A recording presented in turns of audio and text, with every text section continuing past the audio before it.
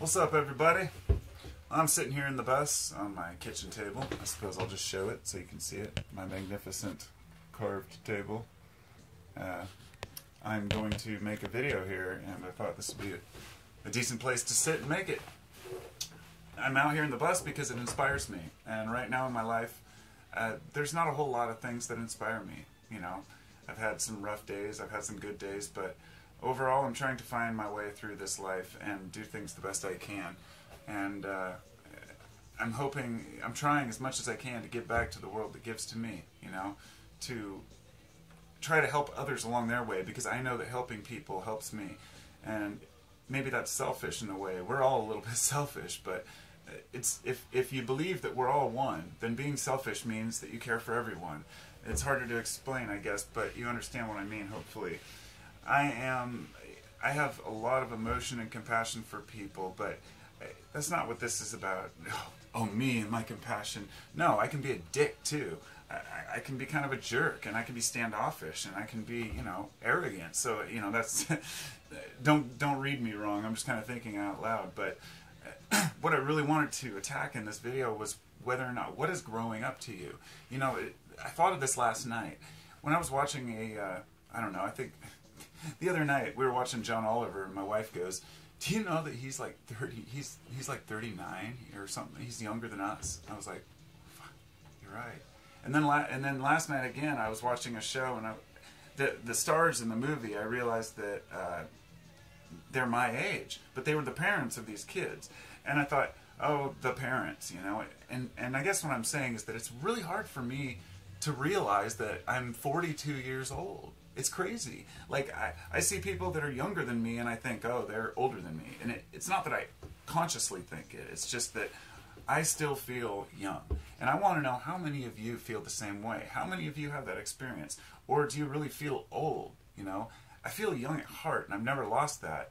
And at the same time, I've educated myself and learned as much as I can about the world without becoming over-analytical, which I have for a while, but I'm overcoming that now, the over-analytical stage, and I'm saying just be, you know, that's my thing.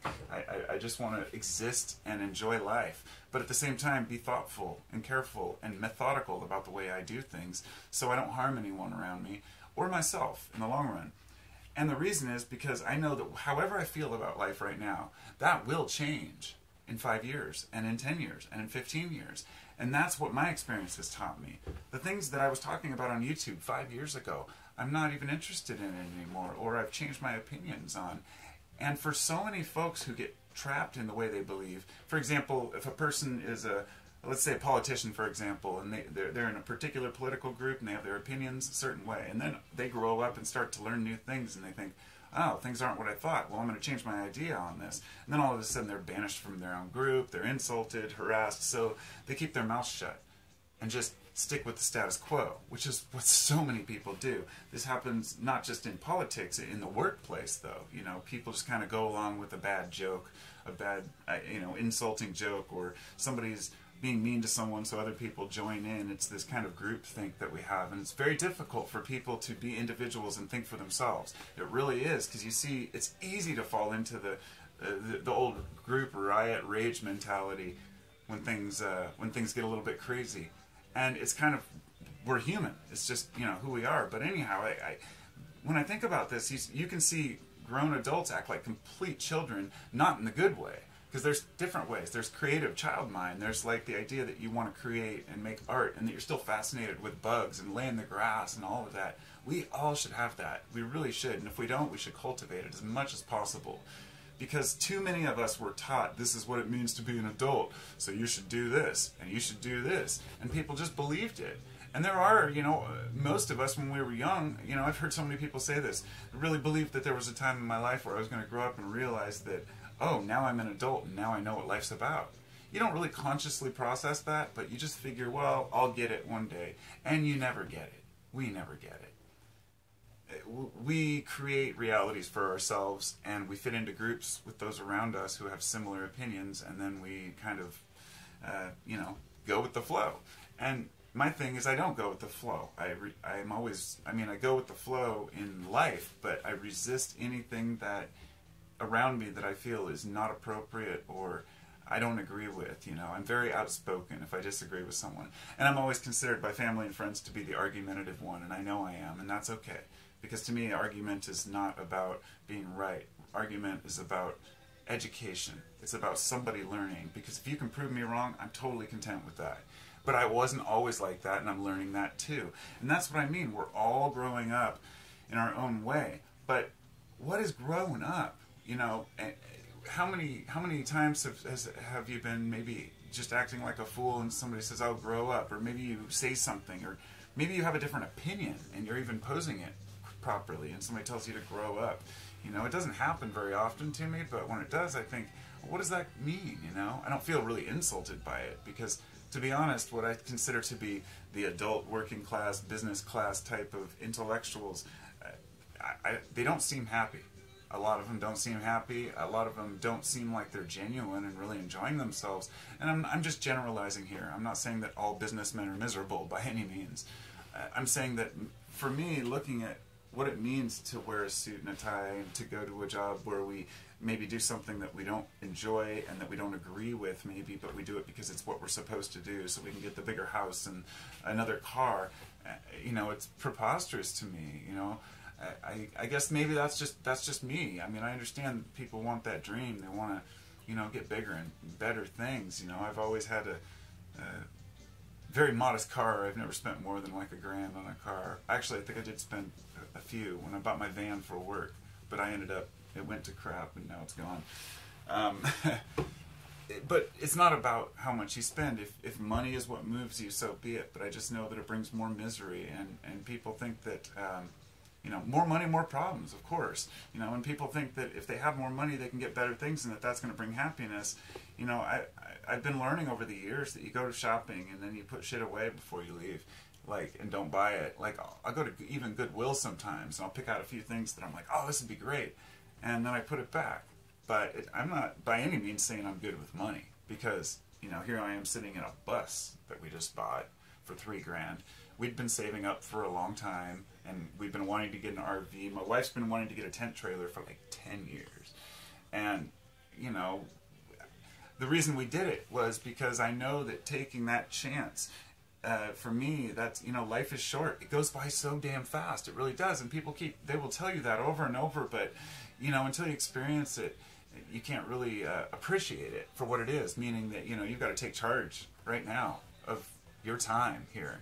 And I say that to myself too, because I can't stand, like, I like inspirational speakers and I like people who are like, go on, take action, but I'm just like, I always picture those people with their moments of just sitting there bored or depressed or sad, having a moment, because we all have them, and knowing that we all have them is what's beautiful. It's beautiful. It means that being grown up or growing up, maturing, being an adult, means educating yourself on a better way to live life that is more efficient and useful for you and those around you, while retaining your childlike wonder about the world and still searching for greater things to improve ourselves, because knowing that helping others is helping ourselves and that that's what pleases us. You know, talk is cheap, of course. You know, I've always wanted to do more for people. I've had incidents in my life where I've actually been ripped off by really good friends who stole very important family heirlooms. Then I welcomed them back into my life. Then it happened again and again, and I built a resentment towards people for a while. And so I'm working out the kinks of my psychological, you know, the way I feel about people. And I think, you know, acknowledging that has really helped me. And so if there's anything in your past where, you know, you have someone in your life, and we all have somebody in our life who's caused us conflict that maybe we feel resentful towards, it's ever so crucial to let that go. You know, even if you can't apologize to the person, or the person won't apologize to you, or you can't get past it, you really have to let it go and realize that a person who wronged you is just as miserable as you are in the long run. They just may not show it. That we're really, you know, it's more important that we focus on the good and you know, what's great in our lives, because growth also means letting the past go, you know, not dwelling in the past, nor obsessing about the future. You know, if everything you do is to save and save and save for your retirement, you know, you'll be missing a lot in this moment. And so, you know, I've wasted a lot of time in my life. I think a lot of us have. And I'm just hoping to change that, you know, as I go on. I've also done a lot of things that I'm really proud of. And that's what keeps me going, you know. And here I am in my new bus trying to remodel that. And I'm taking pride in the carpentry skills that I forgot I even had. And so that's another thing I guess I wanted to say that I was going to make a different video about, which is, it's a sensitive topic, but trades. Everybody wants to have a trade. Maybe not a trade, but rather everybody wants to have some sort of a skill that, you know, and I've spoken to, especially men, of course, I've spoken to a lot of young men who say they wish they'd learned some sort of a skill when they were younger. You know, my oldest son is 23, and he's feeling that way right now because he never learned any skills. And I said, look, I didn't even start doing construction until I was 21, and I started as a roofer. And then I moved on to doing foundations and houses and framing and on and on. You know, it wasn't until like 10 years later, 15 years later, when I was working as a finish carpenter doing really, you know, high quality work that I could be proud of and look at.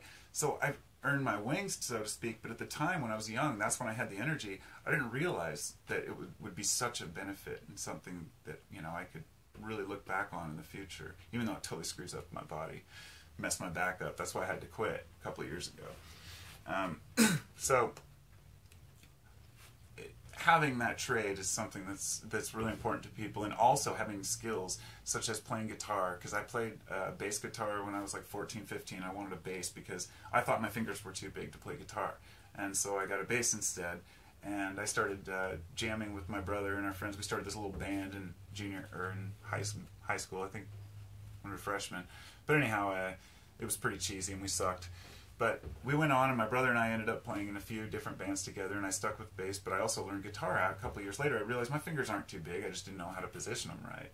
So I would sit for hours and hours sitting around taking bong hits, playing guitar. I had nothing else to do, no responsibilities, and I'm so glad that I did that, because it is more difficult to learn, is my point, as you get older. Not just that, but it's more difficult to find time to do these things and to learn these things. So I'm so grateful I learned guitar and that I learned carpentry, but there's so many other things I'd like to learn, and only being 42, I've still got decades left where I can, hopefully, go learn some new trades, and maybe 10 years from now I'll look back and say, man, I can't believe I thought that that's what grown up was.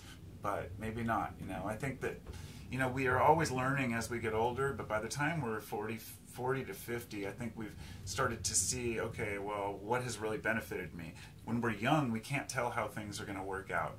It's easy to be 20, 25 and say, I know what life's all about. I've been there, and everybody laughs at the younger generations who think that, and it's because we all do that. We all feel like we understand the world when we're that young.